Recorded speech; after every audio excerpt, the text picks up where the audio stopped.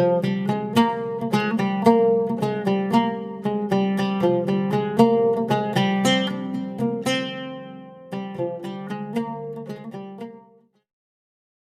datang di channel Ayo Ngaji. Sebelum Anda mendengarkan, ada baiknya tenangkan perasaan Anda dan nyamankan posisi tubuh Anda. Jangan lupa disertai juga dengan mengucapkan basmalah. Selamat mendengarkan. Assalamualaikum warahmatullahi wabarakatuh. Salam.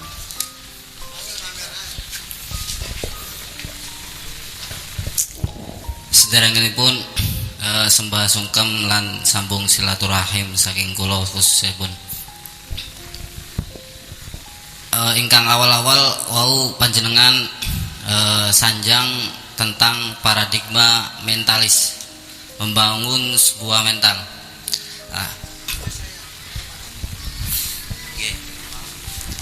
Ada kasus orang yang kurang mampu menyampaikan dakwah atau menyampaikan ilmunya secara atau dengan menggunakan lisannya. Kemudian dia itu punya pemikiran menyampaikan dakwah itu melalui sosmed, melalui WA atau Instagram, FB dan yang lainnya. Dan di sisi lain dia itu punya prasangka ketakutan. Update dakwah seperti itu takut dikatakan mencari popularitas, mencari nama baik, atau dikatakan sombong atau yang lainnya. Ingkang kula tangleti atau yang saya tanyakan, bagaimana hukumnya menyampaikan dakwah melalui sosmed. Kemudian ingkang kaping kali, solusi tepat untuk orang yang seperti itu. Matur suwun baik. Wassalamualaikum warahmatullahi wabarakatuh. Waalaikumsalam. Saya menghimbau kepada para ulama, para ustaz, tolong jangan memusuhi science and technology. Jangan memusuhi, tetapi harus kita manfaatkan seoptimal mungkin untuk meningkatkan kualitas hidup anak-anak kita. Seperti apa sih yang memusuhi? Mengharam-haramkan itu memusuhi. Internet haram, HP haram, speaker haram, TV haram. Yang gak haram apa? Nugang ontak. Iya, gak bisa. Kita ini tidak bisa memusuhi teknologi. Bagaimanapun kita harus bisa memanfaatkan teknologi seoptimal mungkin.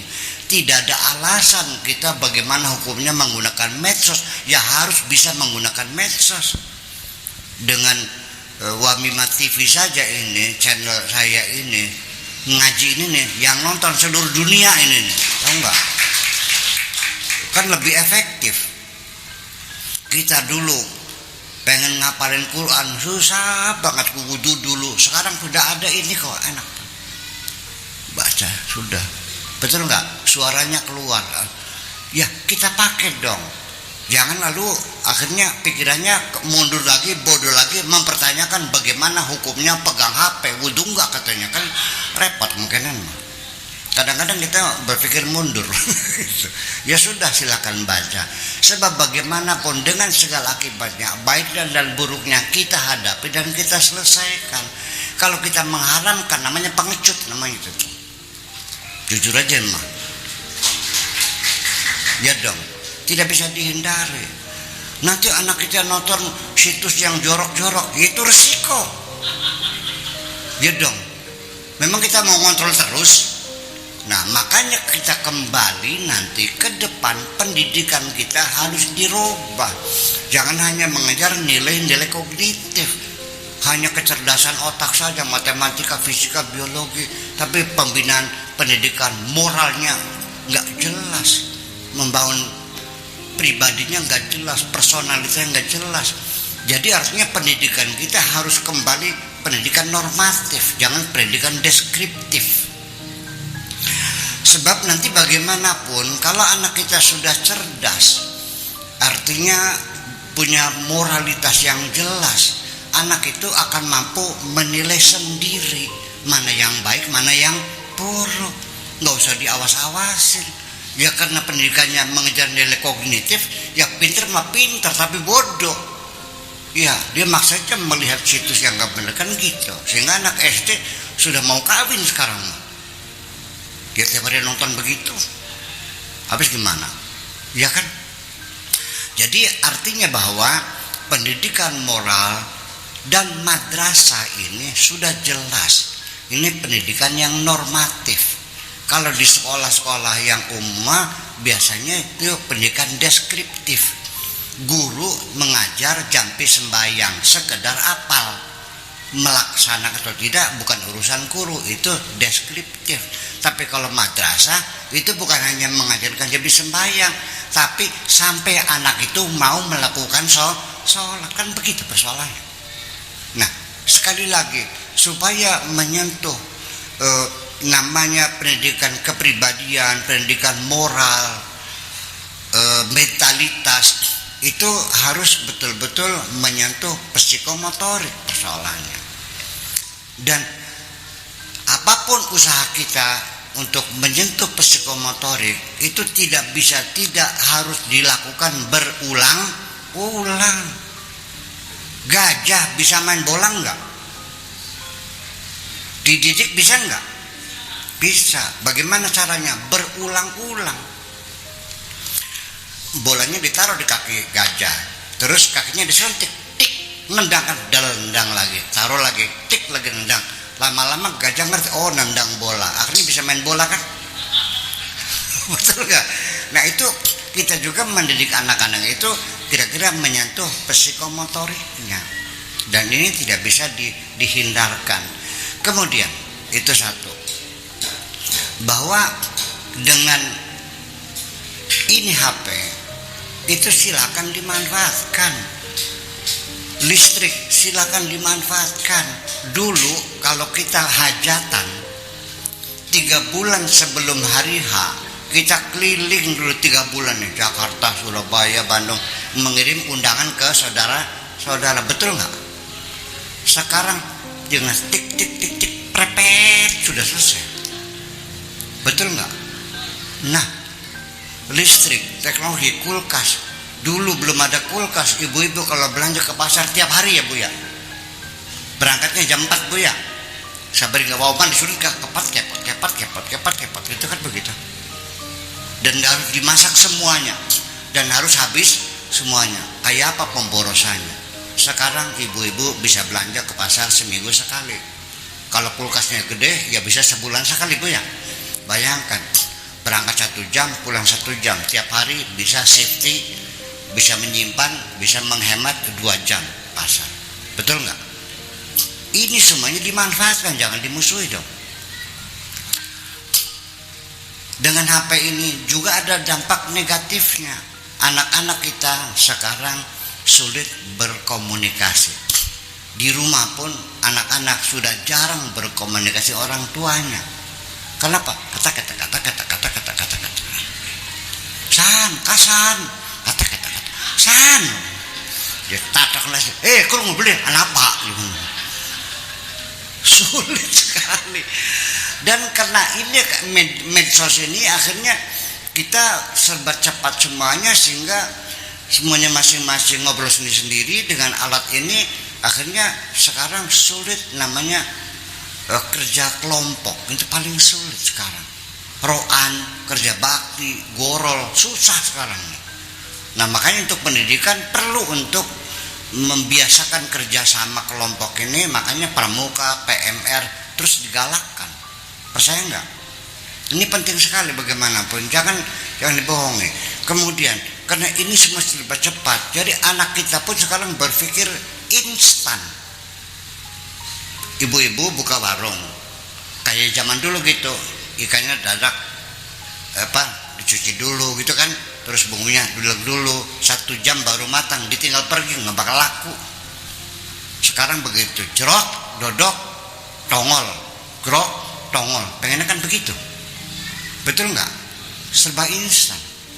Yang kira-kira cur, uduk langsung dimakan. Sama serba cepat, sehingga anak kita juga menjadi hidupnya seperti itu. Kita dulu kalau minta baju sama ibu, nah Parini masih murah, kau bulan maning bae wis nancak kah? Ya wis nunggu beli baju bulan depan, nggak apa-apa besok mah. Anak kita sekarang minta uang bilang sore banting pintu. Percaya nggak? Percaya nggak? Itulah makanya ini semuanya kita kelola, jangan pengecut mengharam-haramkan semuanya. Ini orang Islam nggak tahu diri, yang berhak mengharamkan hanya Allah kok. Nabi aja yang tidak diberi hak mengharamkan. Nah begitu mengharamkan langsung ditegur, ya ayyuhan nabiyyu lima tuharrimu ma ahallallahu lak. Nabi saja hanya boleh melarang dan menyuruh. Wa ma atakum rasul fakhudhu wa ma nahakum anhu fantahu. Kok sekarang orang kok kayak Tuhan aja mengharam-haram dulu, gimana sih? Kader dunia ada kayak Gusti Allah kabeh kan ya sirman. Betul enggak? Ya wes, oke. Gitu.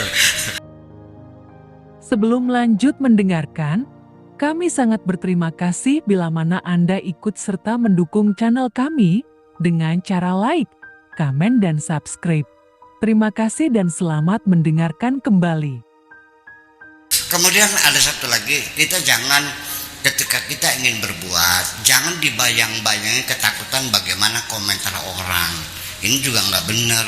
Kita yang penting kita yakin usaha kita benar, Allah ridho, go ahead, silakan jalan. Adapun komentar orang tidak bisa dihindari, pasti ada like dan ada dislike. Apa orang senang semua sama saya? Ya enggak kok. Ya udah, resikonya hidup, ya pasti ada orang yang senang, ada yang tidak senang. 50 lebih 1 saja itu Anda sudah hebat. Berarti Anda berhasil. Jangan berharap 100% orang setuju semua. Pasti. Andaikan saya bagi-bagi duit nih sama orang ascap nih, 1 jutaan kabeh, seneng semua nggak kira-kira? Enggak. Pasti nyalon bupati. Betul nggak? Oke, lanjut enggak?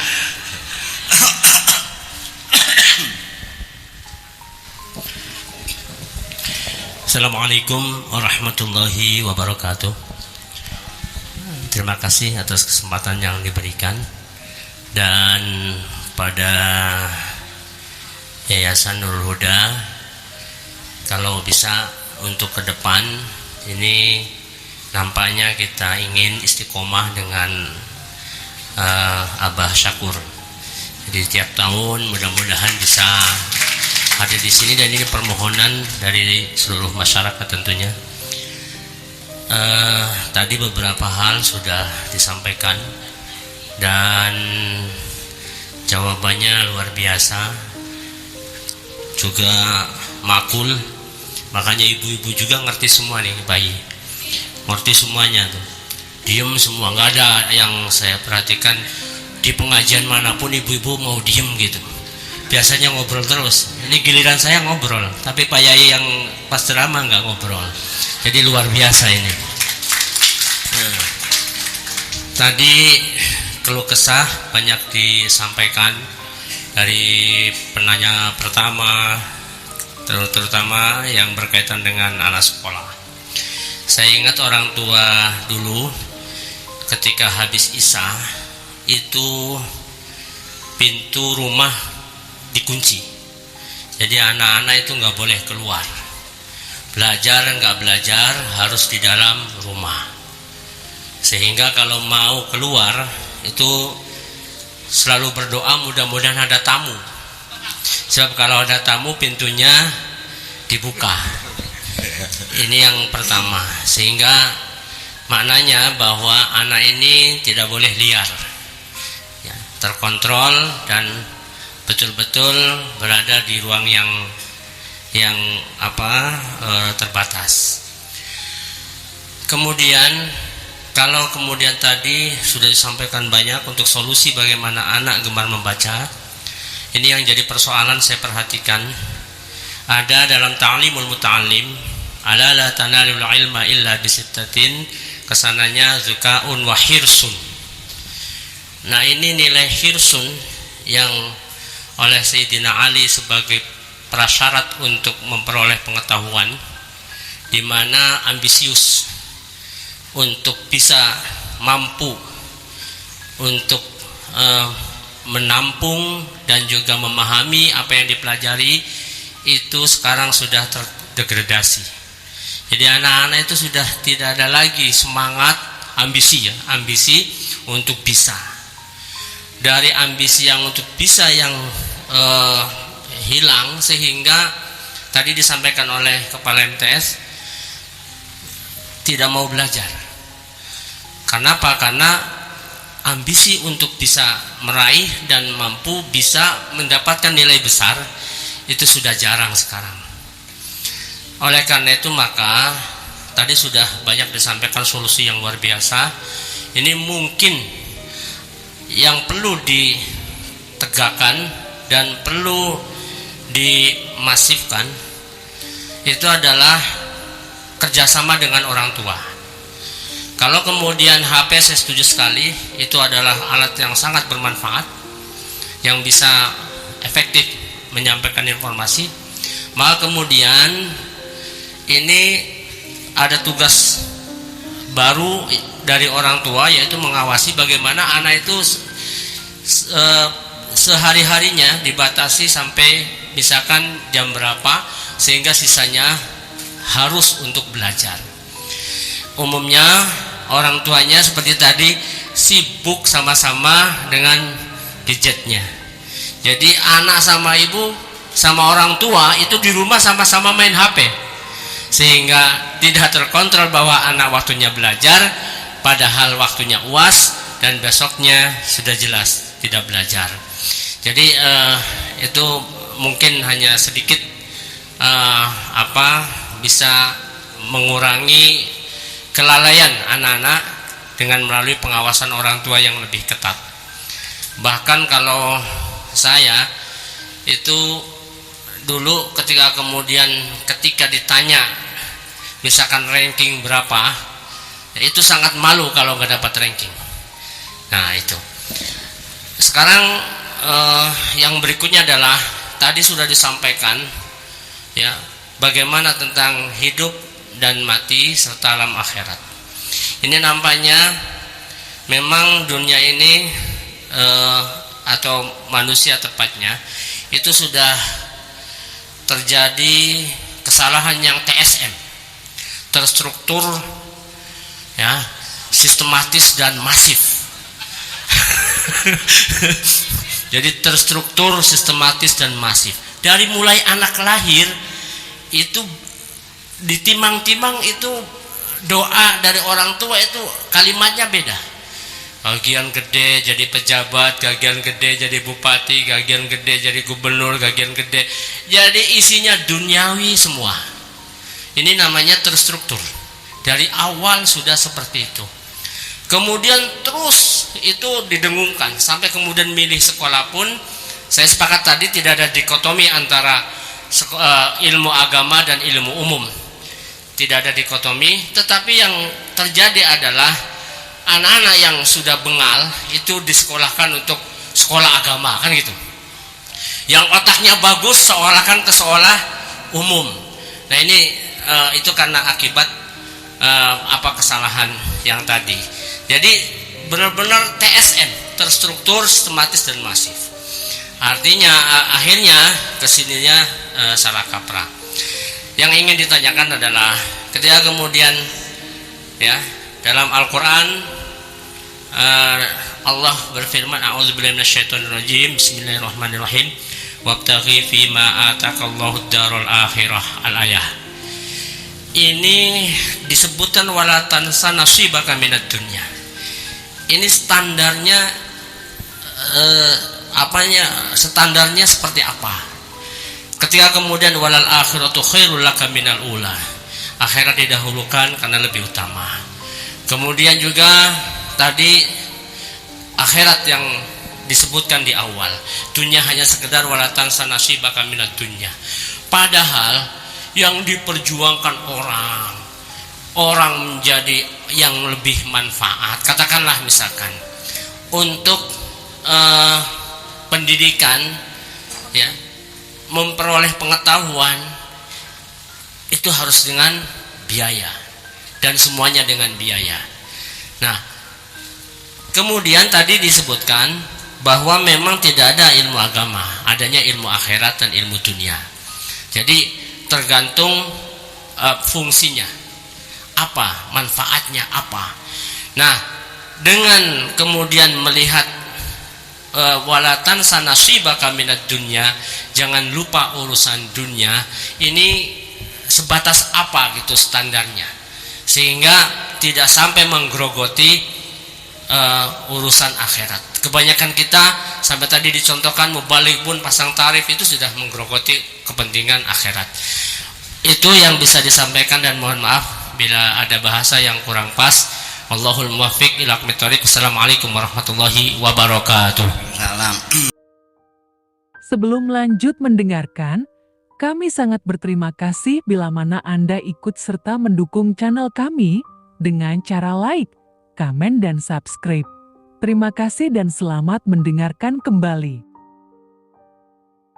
Ini yang terakhir sudah jam 11:30, tapi saya jawab dulu. Diterusin bahasanya. Zakaun wa hirsun wastibarun wa bulqatun wa irsyadu ustadzin wa tuluz zaman. Nah, ini hirsun itu apa? Apakah semangat, apa minat, apa bakat, apa cita-cita? Sok bahasa Indonesianya apa? Kalau orang tua itu mendidik anaknya dari mulai membangunkan pagi, sholat subuh, ditarik ke kamar mandi, suruh wudhu, bukunya disiapin, berangkat diantar ke sekolah, kemudian ditungguin sampai pulang, ya kelenger mungkin, ya kan? Buku-bukunya diperiksa semuanya. Capek membanguninya, capek nganternya. Anak itu dari rumah berangkat, tiba-tiba kepala sekolah laporan, Pak, anak bapak seminggu enggak berangkat. Ternyata dolanan dingdong di Cirebon. Ini terjadi. Saya pernah mengalaminya. Saya bangunkan. Saya yang ngajar, saya duduk. Jam pertama saya hadir, saya pindah kelas, dia pulang. Kenapa? Karena sebab kita akan menjadi melelahkan mendidik anak kalau anak itu belum punya cita-cita. Makanya kalau anak sudah punya cita-cita, orang tua akan nyaman. Malah justru kita tinggal menyiapkan aja dananya. Makanya penting sekali kita memberikan stimulasi kepada anak-anak, memberikan rangsangan atau juga motivasi kepada anak-anak bagaimana memunculkan cita-cita. Kalau anak tidak punya cita-cita, pegel ngongkonekin. Betul enggak? Bagaimana cara merangsang anak itu bercita-cita? Ya, ketika ke dokter tuh, lihat kan.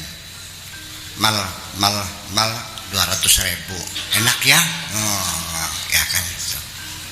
Ke sawah tuh 50.000 jemur punggung di matahari, 50.000 sehari loh. Itu dokter tuh pel 5 menit 200.000.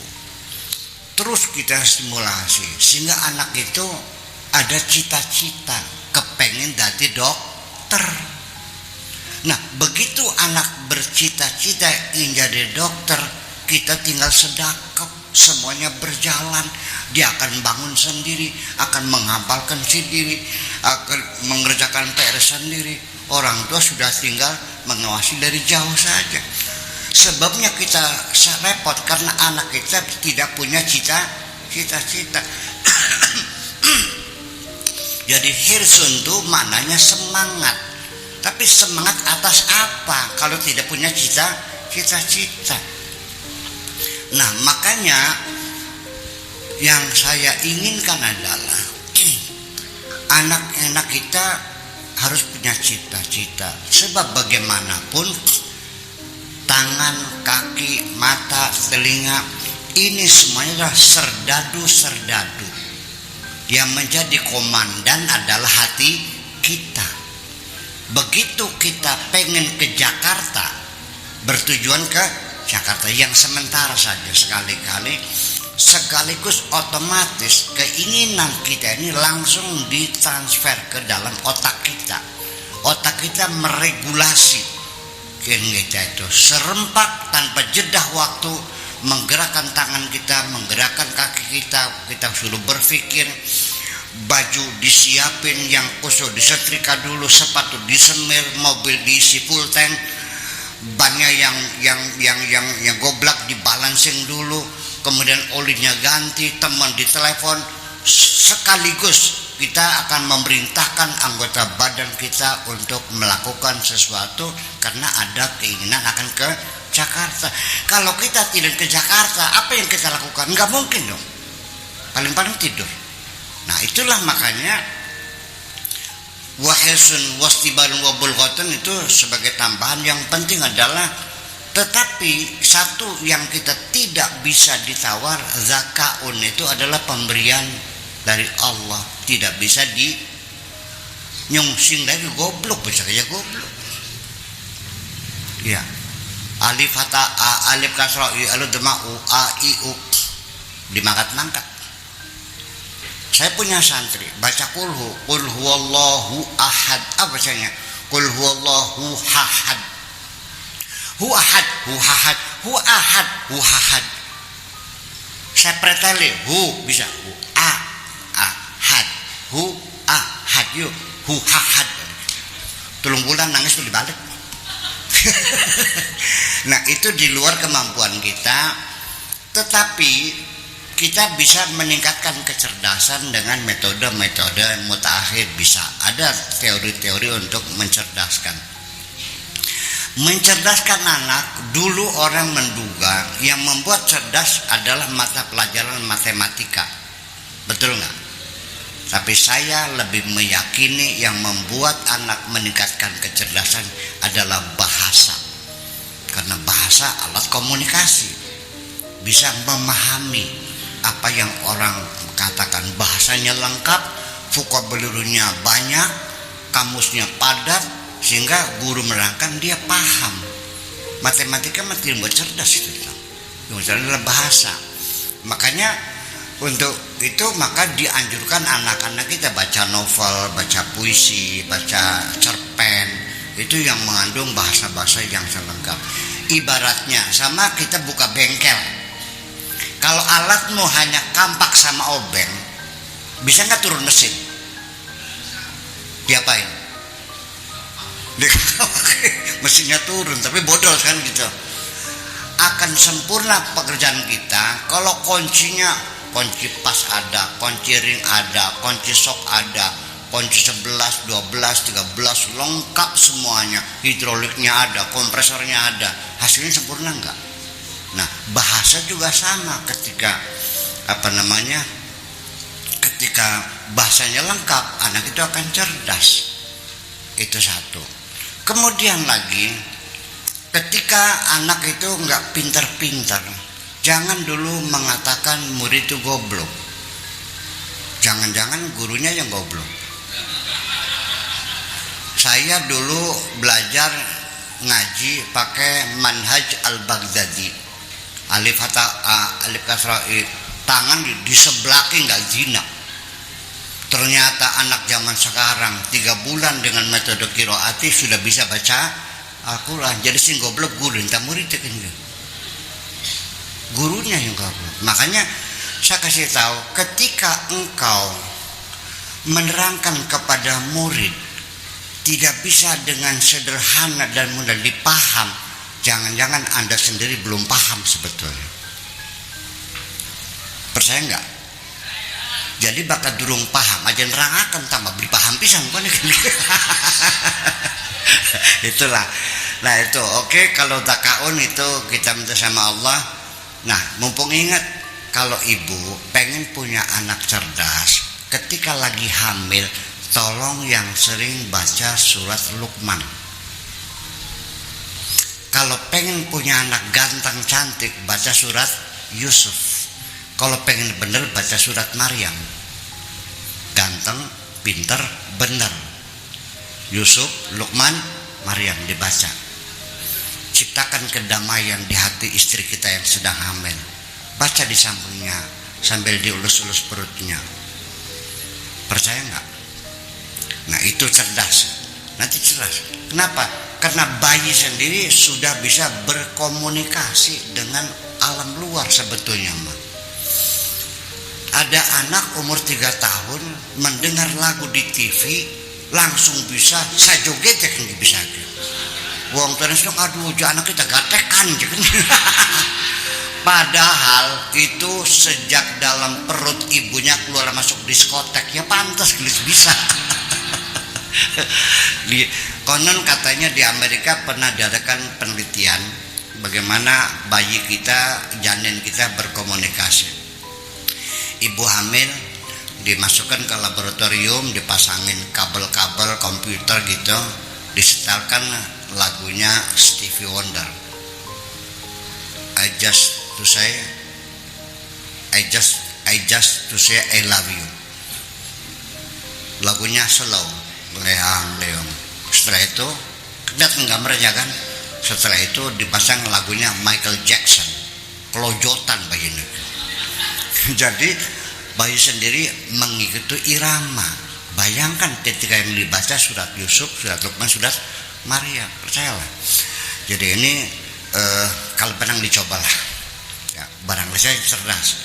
Nah setelah zakaun wahirsun, yaitu coba dimunculkan cita-cita mau jadi.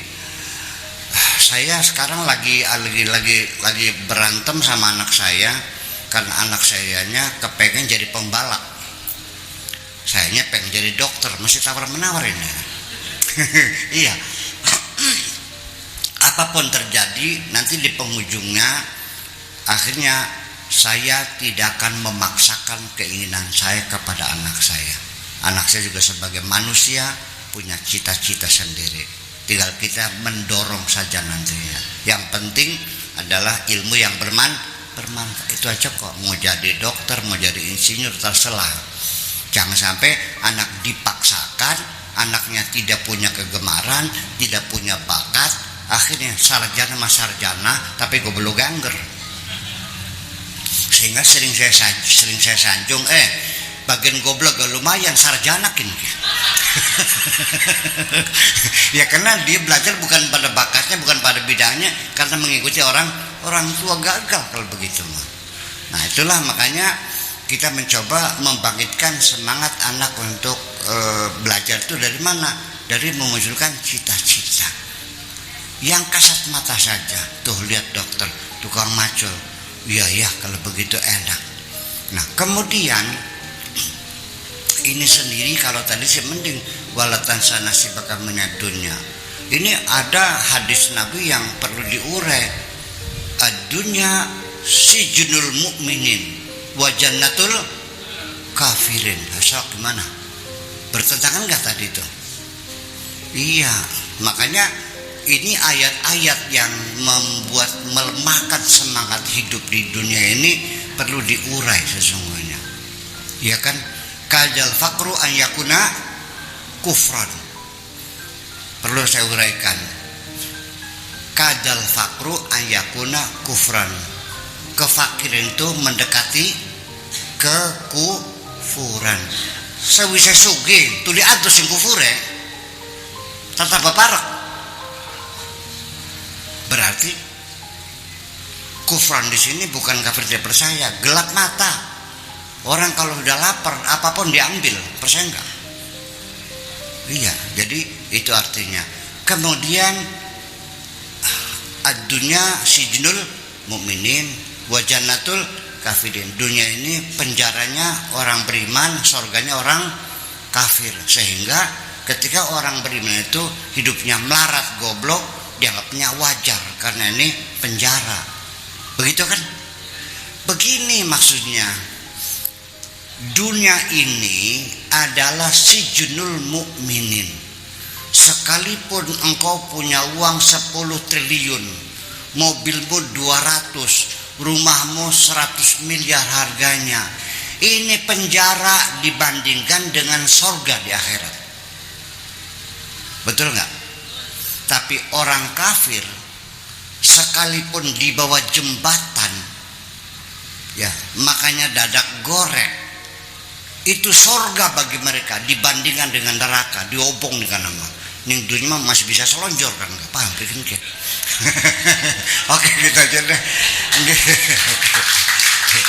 Makanya Bapak sekalian, mohon maaf apabila mungkin salah ngomong dulu pangapura ya.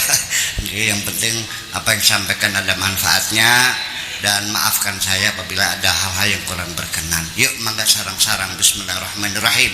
Rabbana auzi'na an nashkura ni'mataka allati an'amta 'alaina wa 'ala walidayna wa an na'mala salihan tardah wa adkhilna bi rahmatika fi 'ibadika salihin.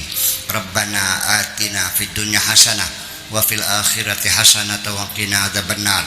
Wa sallallahu ala sayyidina Muhammadin wa ala alihi wa sahabatihi ajma'in. Subhana rabbika rabbil izzati amma yasifun wa salamun alal mursalin walhamdulillahi rabbil alamin. Assalamualaikum warahmatullahi wabarakatuh. Anda telah mendengarkan hingga selesai.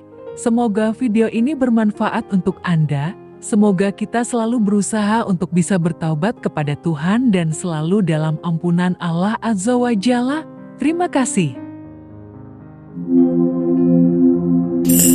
Bagaimana caranya kira-kira selesai bulan puasa, semangat ibadah dua kali kita hati kita menjadi pada fase berapa nih? Ada penelusuran sosial terus